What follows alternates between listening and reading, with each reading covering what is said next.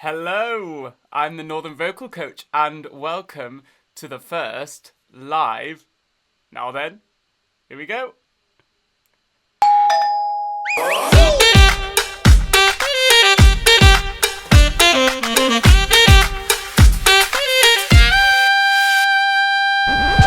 Hello, and welcome back. Now, today I am joined by the lovely Beth. Ta-da! Hi! We're live! I know, this is crazy. How can we see if people are speaking to us? So I have a little comment section on my computer, so if people comment You there... got it all sorted. Yeah, I can drag them into the thing if they have questions for us, and we can answer them. So then you can read the question as well. So I just want to say, first of all, a massive thank you to all the people who've watched our videos and supported us, because it's been so lovely. And people having their own opinions about the things we've said. And that's the amazing thing about theatre and about music, is that it's so personal. Universal. Yeah, and personal. Oh, the opposite. The opposite. The opposite. It's universal and personal. And personal. We all have our own thoughts and opinions on what we see. And, it's subjective, that's the subjective, that's the word. So everything that we say here is just our opinion. It's absolutely valid to have a different reaction or a different feeling to the character or anything. And we were saying the other day, it's just so nice for us as performers who can't currently work because of the global situation, talking about the art of performance and watching absolute masters and experts doing what they do best and talking about that. It's just so much fun for us. You've been a massive part of making this channel what it is, and I really appreciate it as well. So everyone has had a little vote on the community section of the page for this live video of what we're going to be reacting to. So today we're going to be reacting to, obviously, Lea Salonga. The queen, the one and only, our true love on Theatre Thursdays. And as we do, Lea lovin', Lea lovin', Lea lovin', Lea lovin'. We do love us some Lea Salonga. I actually think my love for Lea Salonga has been renewed watching these videos. Because it's easy to watch something and just watch.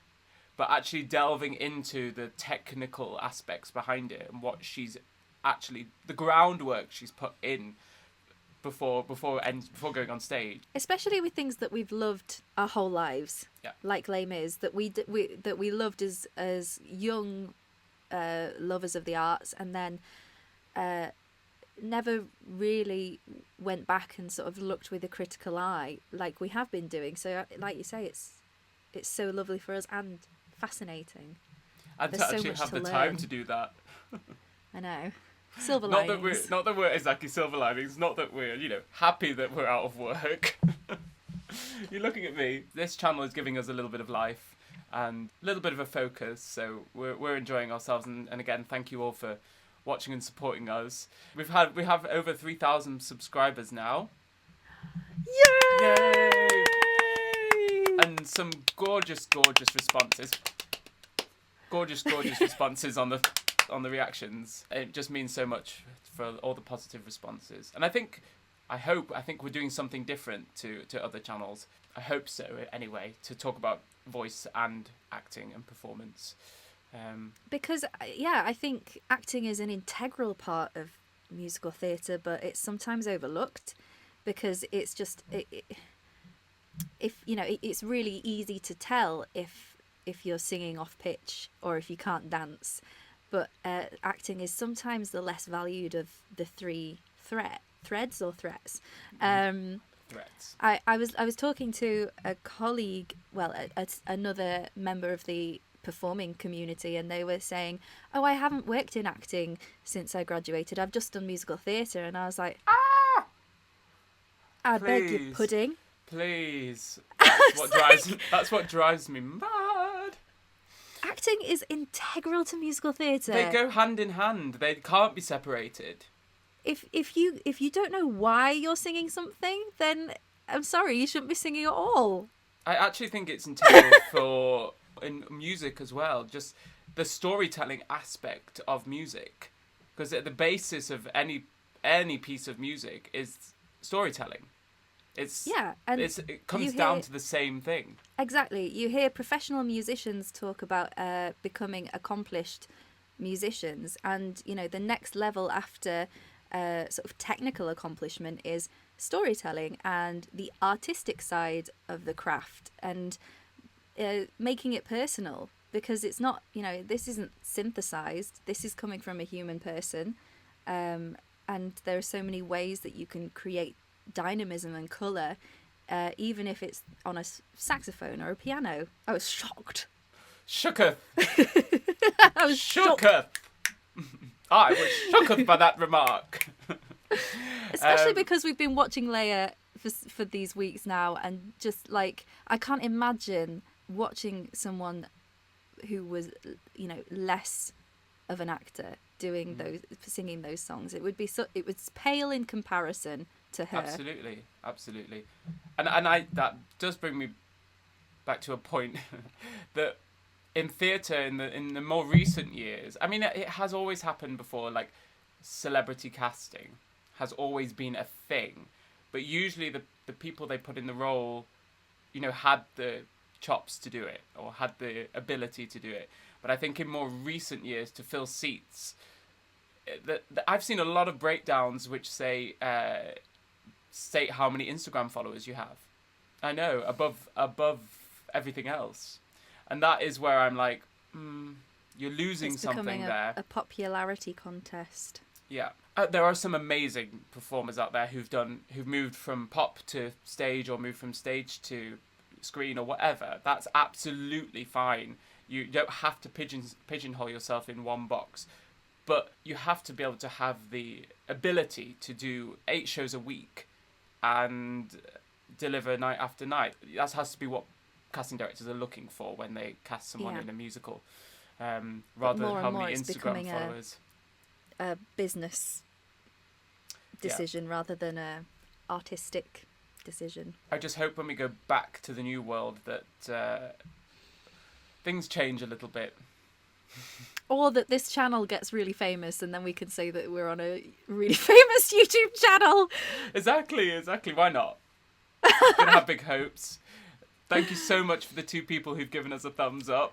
Aww, thanks 2 people. That's 2 people that we've connected with on here. But it's our first live, so it's nice for us to have a small congregation. Yeah, that's right. Yeah, we'll be posting it onto the main feed anyway, so people will be able to rewatch it eventually. So it's going to be like what you normally film. It's going to take us like 45 minutes because we just talk. No, it's not. I've got my pen out and I'm waving it at you. Hey, I've got a pen as well.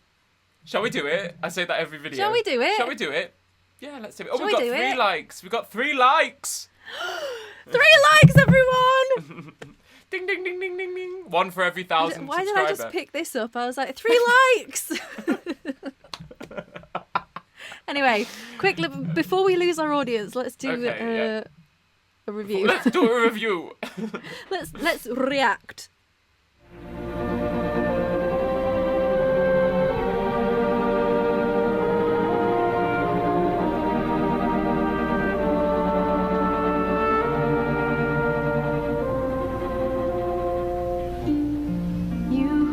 Cradled in my arms, you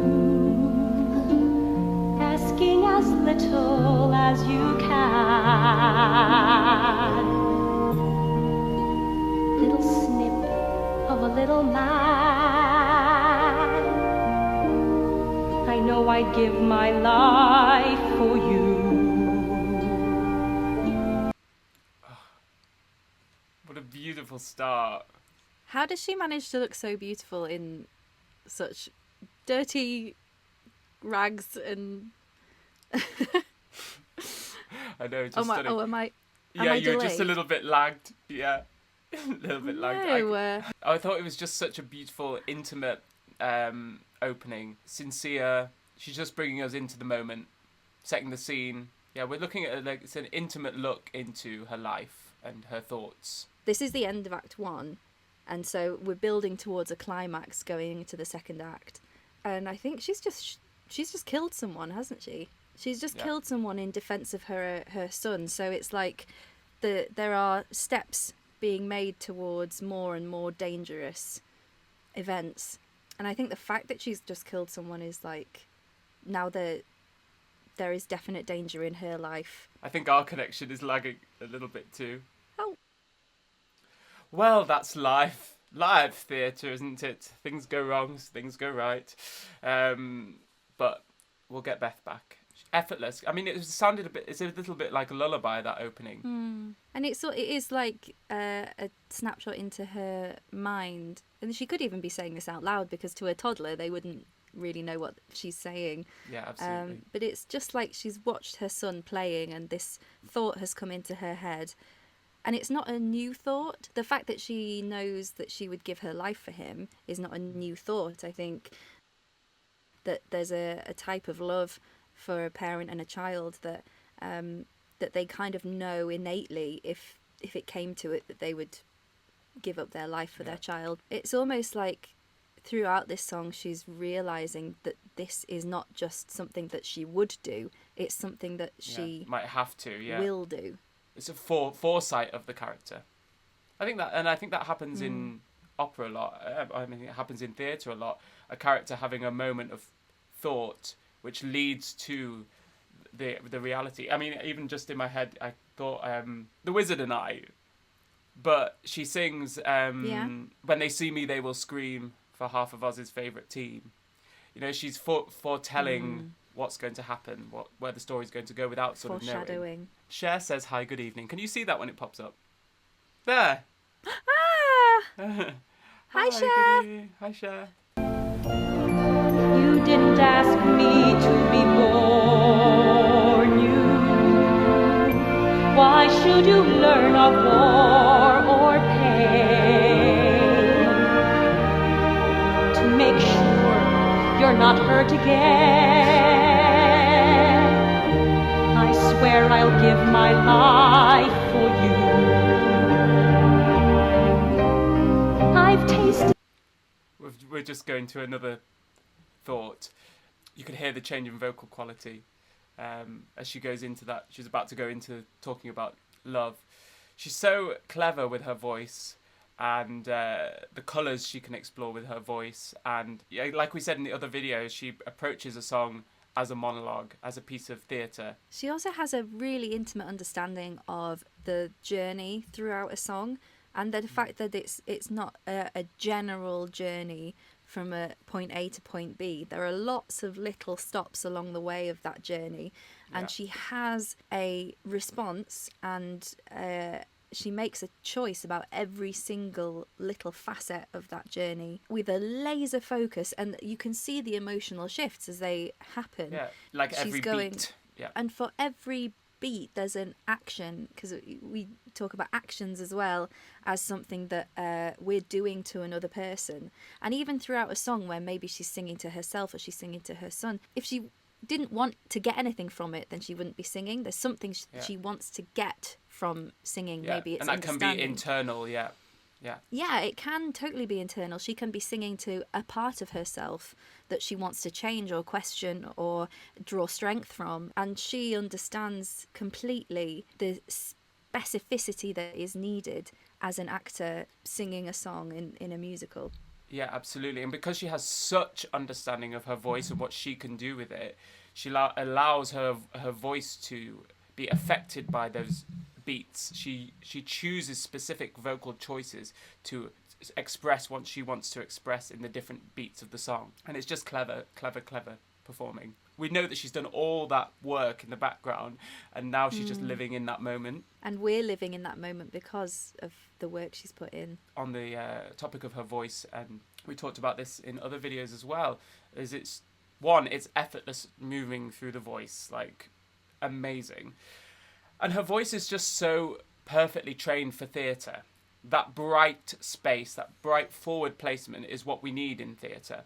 And every choice she makes, and I said in the video before, it's not necessarily how we teach now, but there's nothing wrong with how Lea sings. She sings gorgeous. I actually think that this musical suits her even more than Les Mis. A lot of it was written when she was in the rehearsal room. So it fits her voice so well. But yeah, I was talking about the bright forward placement. Every choice she makes, whether she's putting the sound behind her lips or she's going and lifting higher, but here, every choice she makes is to keep that sound bright and forward and have that ease of movement through the voice. I think we'll hear in the next bit that she goes for a different vocal quality when she starts reflecting back on her life with Chris. And yeah, that's so interesting that what you said about her being in the rehearsal room is that what we're seeing actually when we watch Miss Saigon and her videos of Miss Saigon is an ownership of the work and a personal ownership of the character, which you can achieve without having been in the room where it was written. But I think there's a special connection in the room where it happened. But I think there's a special connection that she has. So it's almost like returning home for her a little bit when she comes back to Miss Saigon. Let's carry on. Carry on, carry on. Love beyond all fear, and you should know it's love that brought you here. And in one perfect night, when the stars burned like you, I knew what I must do. I'll give you a million things I'll never own. I'll give you a world to conquer when you're grown. I think something so simple as her standing up at that moment, you can see that what's giving her strength in life is her child. I'll give you a life I've never known. It's exciting for her. It's given her a reason to live.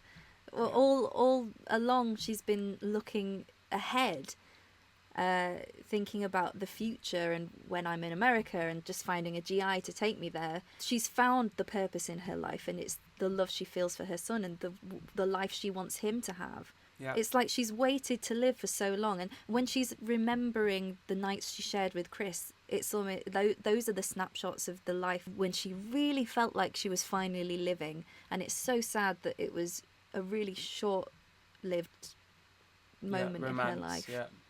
But now she's using her life's energy to give a good life to her son, and that's the purpose. That's the driving force behind her. Yeah, you see a massive change in the character. She and vocally, there's a vocal change as she ages in the show. You know, she's singing like a mother who will fiercely protect her child. It's so nice that this is a moment where she's saying, I want to give you things for your life. Like I want to give you all these lovely things. This is a happy moment for her. She's not singing about giving her own life up and not being there to watch it. She's hoping that she'll be able to share her life and a better life with him. She doesn't know that Chris is already married to somebody else. Here she still has that hope that he's going to return. I think it's a little less vivid as it was. Yeah, it's not a hope or investment in her own dreams. It's a hope and investment in her dreams for her son. But I do feel like there is hope here, and there's a plan. There's a plan of action in her head. It gets harder and harder for her to hold on to that plan as the time goes on and she still hears nothing from Chris. I think she suffers with that. But having not heard, bad news from him, she carries on with the hope. She knows that the safety of her son relies on her husband, on Chris, and she's still holding on to that, even though the world around her is changing and the communist movement is coming in, and it's reality versus dreams versus hope. This was a really nice comment, so I'm going to drag it in. I love how review an artist's performance, there's depth, not just the usual reactors that doesn't have insights, just reacting because it was requested or to gain viewers. We actually love this. Yeah. I'm so glad that comes across, because we would just talk about this anyway, and it just happens that that it's recorded. And because we can't get into theatre, this is like us being able to watch some theatre. But once you've trained in performing arts, you can never watch theatre the same again, because we see. No, that's true. But it doesn't mean we don't appreciate it anymore. I think we appreciate it even more because we see all the work that goes on behind. Yeah, it took me a little while when I first went to drama school and I would go and see professional shows.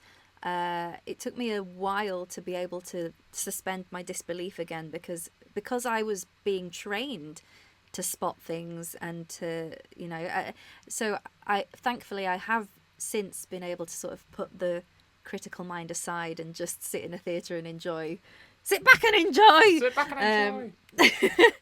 But when we're actually switch on that critical mind, there's a lot to look into. Let's go, Lea. I'll give you a million things I'll never own. I'll give you a world to conquer when you're grown. You will be who you want to be. You can choose whatever heaven grants,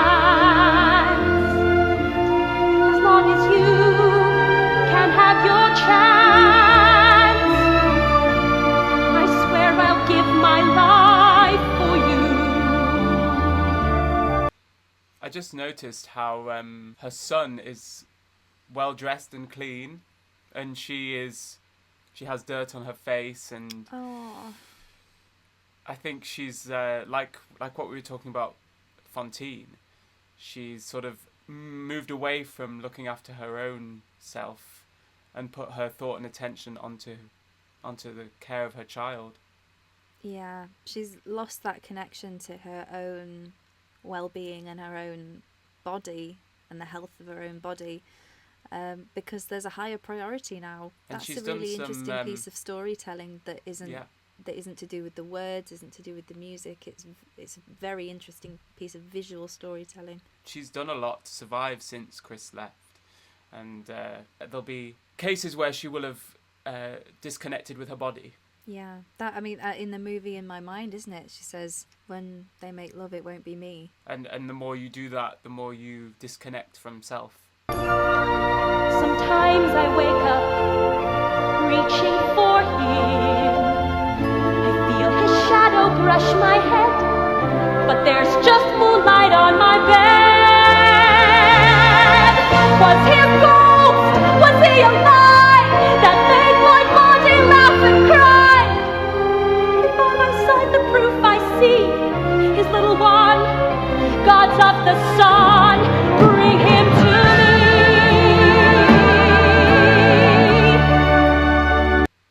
I just thought of what we were talking about earlier, the dream sort of starting to disappear, harder to reach for the character, because she called him a shadow, a dream, Yeah. like unreachable, because of her reality around her. She's like, was that real?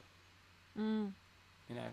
Yeah, this song is like a battle between dreams and reality, and there are head and moments, heart. there are breaks of sort of sunlight where she looks up and she can access the memory, but it's almost but we saw her there access the memory, and then there was anger, because actually she feels betrayed by that, and the memory gives her pain now rather than feeling joy.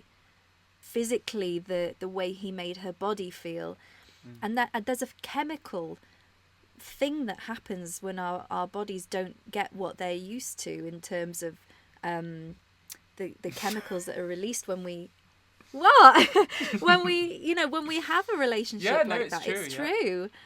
We go into withdrawal for I've forgotten what it's called.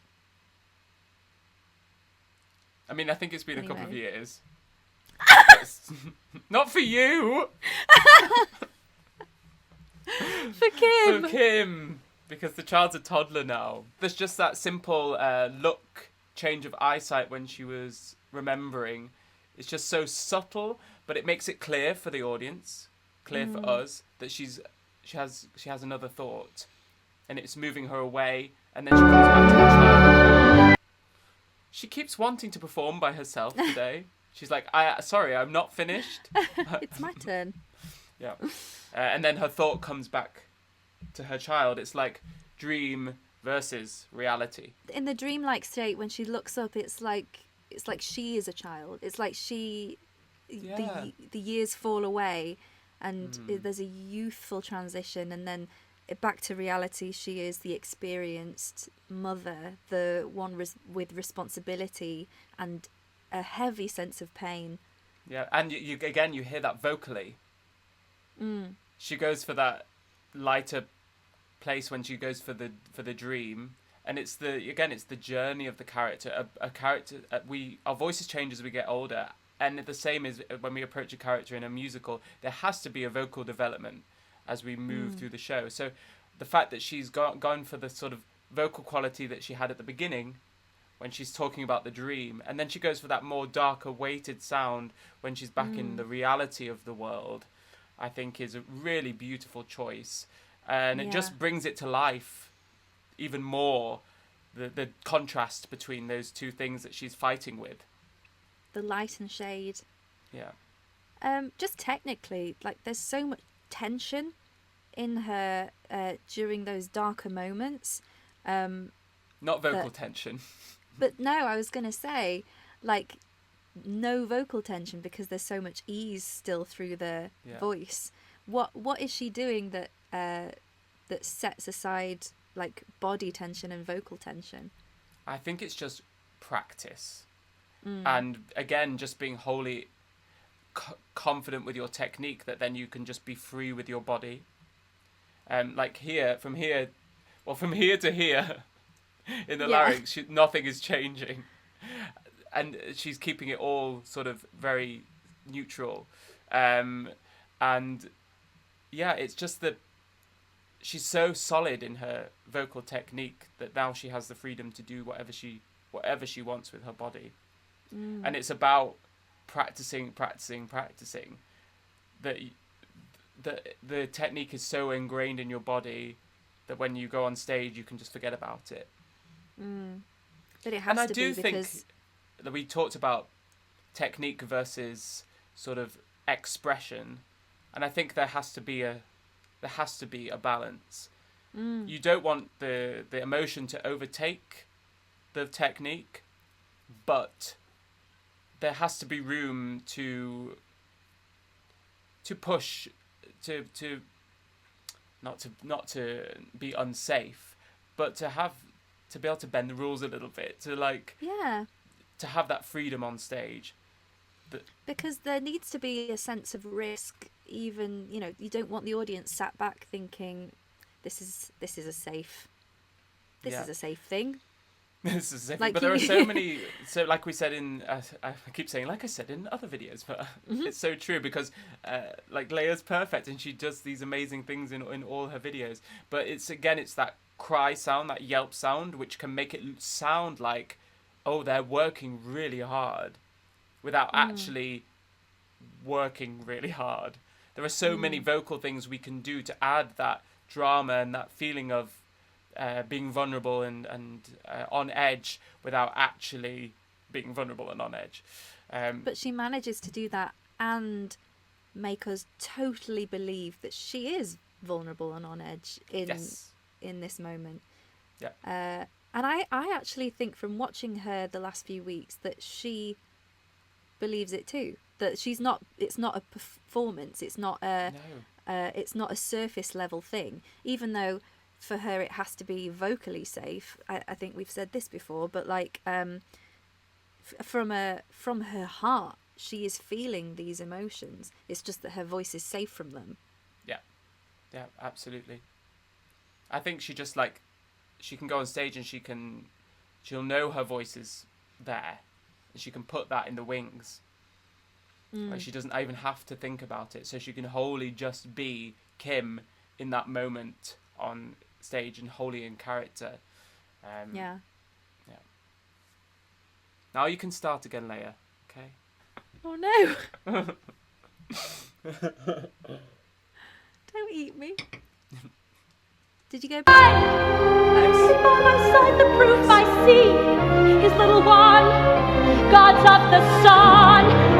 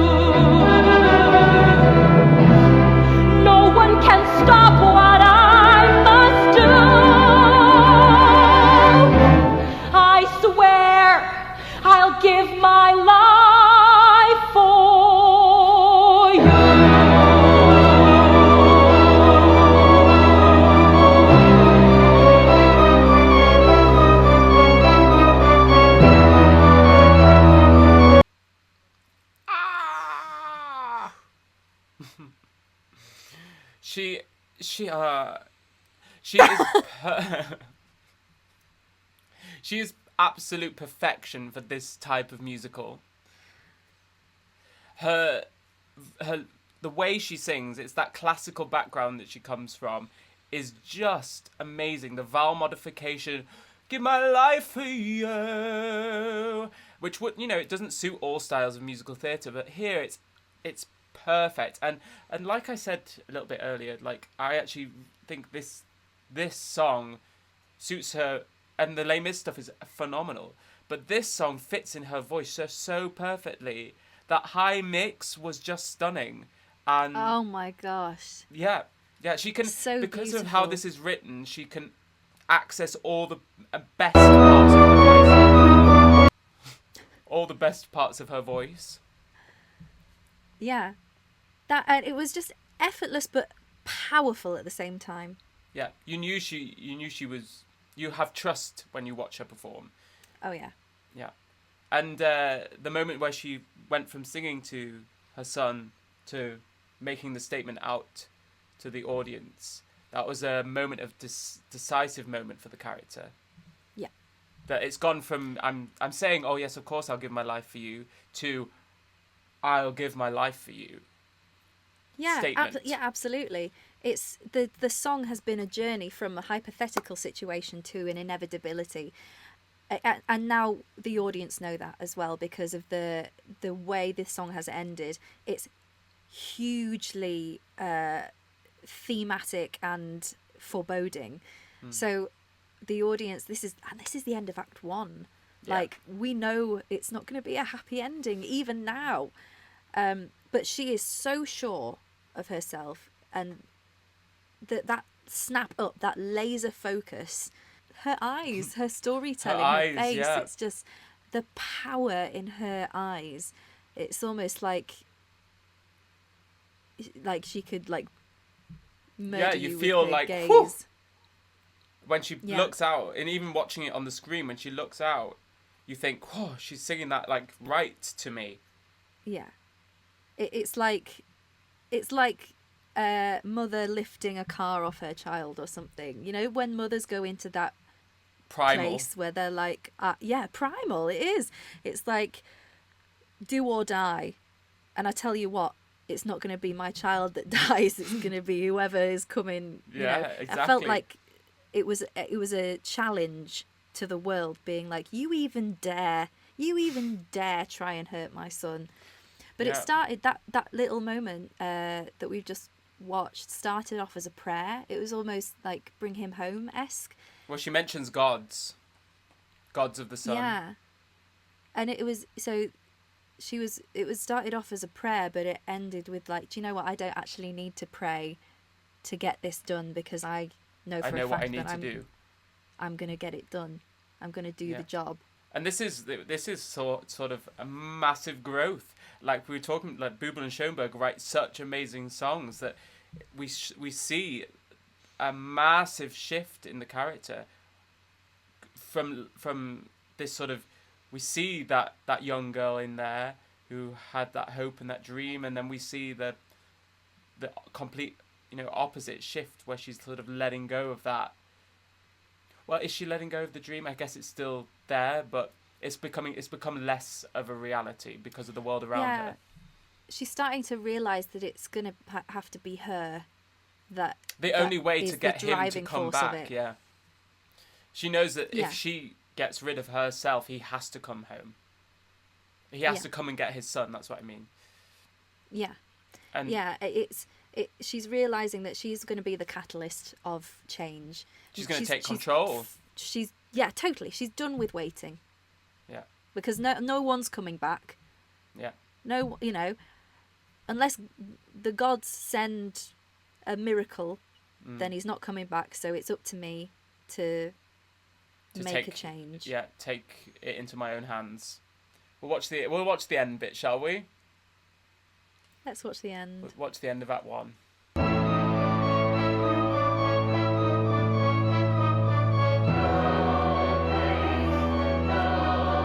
She's like an animal protecting her son. I was just thinking that. She's like a mother lion. Yeah.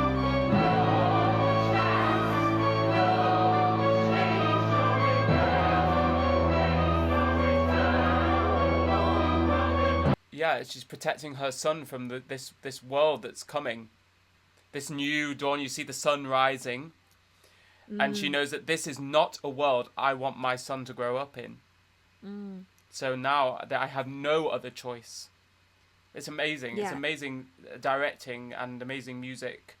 Yeah, just amazing storytelling. Like, and we both saw it at the exact same time. It was the animalistic body language of literally covering her son with her own body to protect him from this wave of noise that's coming at them for Act 2. It was like a scared lioness with her cub. We always go back to animals when we're talking on our videos, but it's so at the core. Because we are. Yeah. We are animals. Yeah.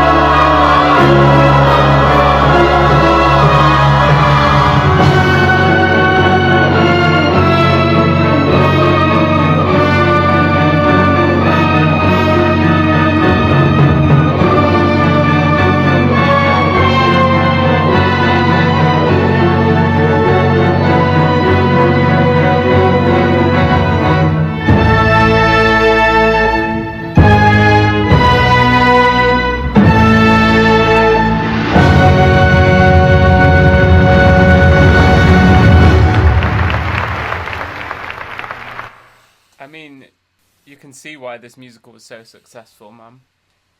I want to be in a theatre so bad. I know. I just felt like I was in a theatre then. It's a really interesting theatrical device to end a song like that because, like I was saying earlier, there's almost no... I mean, you don't even have to know the musical well.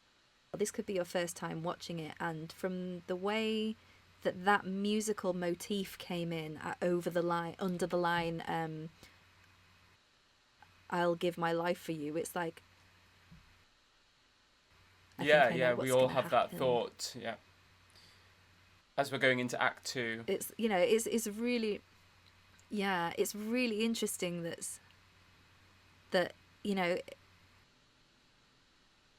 it's not... It is like... It's an inevitability now. So the interest comes now is how does that happen? It's almost like telling a story backwards... and knowing that a character's going to die, you're still invested in how that's going to happen. Yeah, but it's because we've seen that hope in "I'd Give My Life for You." She's reminded us of that. We want that to be the reality. But yeah, we leave thinking we know what's going to happen, but we still hope. Yeah. Oh gosh, we're such hopeful creatures, humans, that will watch it and will think there's surely. Come on. Surely they'll make it out all right. Surely, Chris is quite nice and Ellen can't be that bad. I'm sure she'll warm up in time. Yeah. They could, take her to America as well. And I actually watched read a little article, and there's a picture. I'd suggest you all go have a look at it. There's a picture that's inspired this whole musical. Of a mother letting go of her mixed race child to go back to America. Yeah, and it's a picture where the mum's just like stern and like she's shut herself off from the emotion, and the child is screaming. And it was if you just see that picture, you can see why it started this. It was the catalyst for this. Well, I suppose it's like when you have a child, they are the bigger part of you. Your life loses its value only in that theirs is so much more valuable to you now. And to make that biggest sacrifice of parting from your child because you know that you can't give them as good a life as someone else. it's devastating, and Yeah. that's in a few musicals actually, like in Blood Brothers. Like that story's been told a few times because it is so. I'm going to move us over to the next screen Devastating. just so it will be maybe a little less jumpy, just because we have the video in the background. It's a bit like... Oh, well, there we go. We made it. We made it through. We made it through the wilderness. Through the wilderness. Oh no! Oh no. I think I spent too much time with you. I know, but we started in two different keys. But we got through our first live. Some answers. We have to fix some internet issues, I think. But we made it. It's a thing. We can do live streams. We can do. Yeah. Yeah. I mean, like... Oh no, I froze. To Rio and Cher and La Bella Vita, thanks so much for coming and watching. I'm really sorry that the Yes. connection wasn't great. You know, 3,000 subscribers, and we want to know who you are and connect with you all and answer your questions. So thank you so much for watching our review of Lea Salonga singing I Give My Life For You. Bye!